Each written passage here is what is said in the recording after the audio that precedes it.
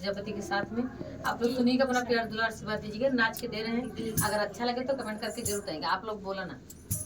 बड़ा नीक लागेला बैरिया तोहरी पार्टी हो, बैरिया तोहरी पार्टी हो, जौन बीच काटवा न हो छोटी नदी, जौन बीच काटवा न हो छोटी नदी।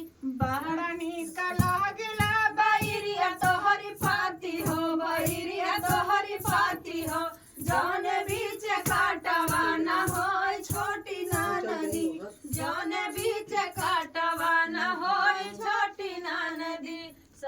ससुरु के घरवा बड़ा नीक लागे, जौन घर होई ना ससुरिया छोटी नदी, जौन घर होई ना ससुरिया छोटी नदी। बड़ा नीक लागे रे बैरिया तोहरी पार्टी रे, बैरिया तोहरी पार्टी रे, जौन बीच काटवा न होई छोटी नदी, जौन बीच काटवा न होई छोटी नदी।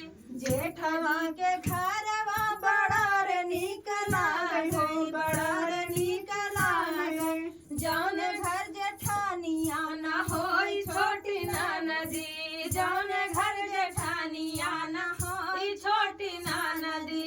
बड़ा नीक लागेला बैरिया तोहरी पार्टी रे, बैरिया तोहरी पार्टी हो, जौन बीच काटवा न हो छोटी नदी, जौन बीच काटवा न हो छोटी नदी।